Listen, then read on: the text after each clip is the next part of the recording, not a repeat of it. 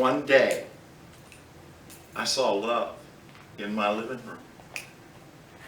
I didn't see the oppression of love. I didn't see looks like. I saw love, a thing. It was visible. It was real. When Daddy was a little boy, during the Depression, one Christmas, everybody got a quarter. And they loaded up the kids that were at home and headed for town to spend those quarters. Daddy was the 5th boy. Uncle Johnny was the 6th. And they were on the back of the wagon. So Daddy might have been 9, 10 years old. Uncle Johnny would have been about 8. And Uncle Johnny kept jumping off the wagon. Jumped down on the ground. Look, I found a quarter. I got another quarter. And he'd sit there for a while. And all of a sudden he'd jump off the wagon and goes, oh, look, I found another quarter. Oh, boy, I'm going to get to buy all kind of things. And sometime in the ride, as you're in wagons in South Georgia and you're riding down dirt roads, there's a fluffy little part of the road that's in the center. Well, this time he flicked that quarter he had up and was going to jump off to say, look, he found another quarter, and he lost it. All the way to town, Johnny crying. Johnny crying. Daddy's patting him on the shoulder. He's trying to make, everything's going to be okay, everything's going to be okay. They get to the store. Inside of the store, Daddy said he went to looking around and he saw all this candy. 2 for a penny, 4 for a penny. And he decided that he would split that quarter with Johnny. And he came out of the store with a bag of candy. And he says to me, telling me that story, he says, I never regretted it for a minute because I had a whole bag of candy. Anyway, Johnny, after the war, moved to Jacksonville. Daddy, after the war, moved to Jacksonville. The only 2 of the Fussell family that moved here to Jacksonville. Uncle Johnny, he knew how to make money and he knew how to get ahead. He became a fireman, a fire captain, and finally he taught the Fire Institute training program at Stockton Street where the tower is. And he taught the fire training for firemen as a fire captain. Daddy had a moral fiber. He believed in things and he believed in people, but he couldn't rub 2 dimes together and keep them in. He couldn't make any money. Finally, he was working at the parking lot behind City Hall and retired. Moved to Georgia, built a house directly across from the old family farm. Johnny loaded materials and would bring them to him. Helped him build the house he built for himself. Sometime after that, and a lot of other portions of a story that doesn't matter, Daddy had cancer. He had never smoked in his life. The cancer was embedded right at the esophagus into the lungs. It was the type of cancer you could not operate on, and it was caused by the fumes of those rotten vehicles we used to drive in the 70s and 80s that would get 10 miles to the gallon. He came to live with me during those final months. One day I get a call from City Hall. You got to go to the police station. Somebody said that you better get over there now. I go up there.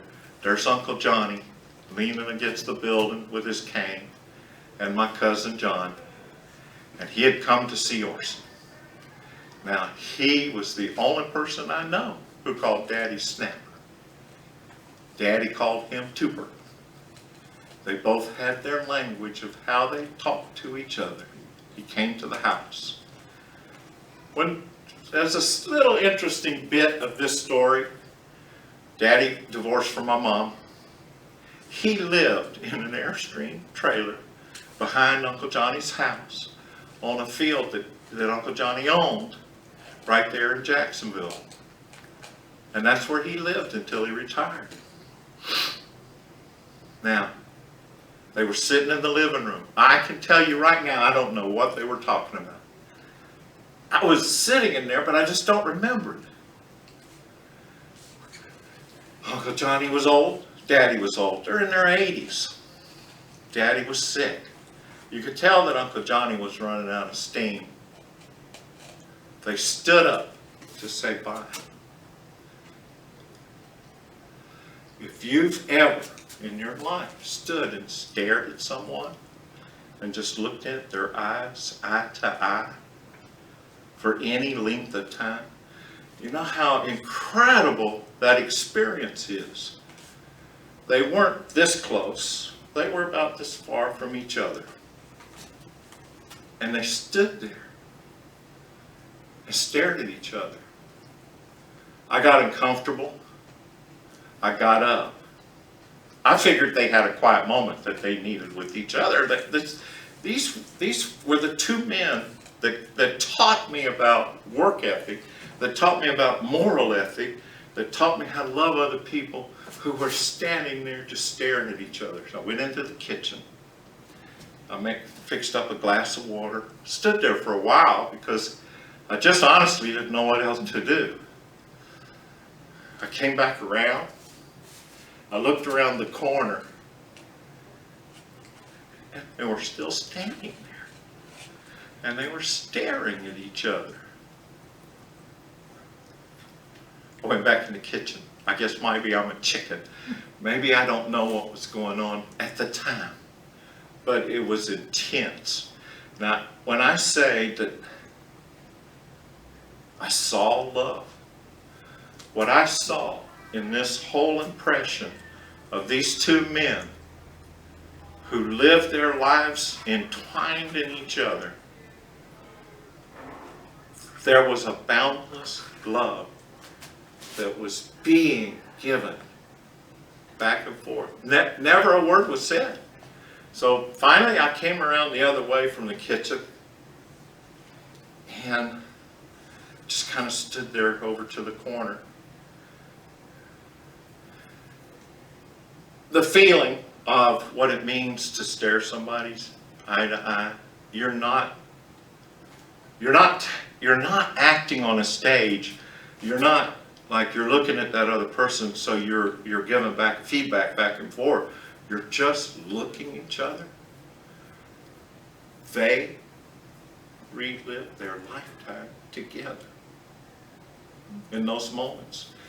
You also think, well, it seemed like it took forever, but it was only a couple minutes. No, it was a really long time, at least 10 minutes of my sick dad, only a month and a half away from actually passing away.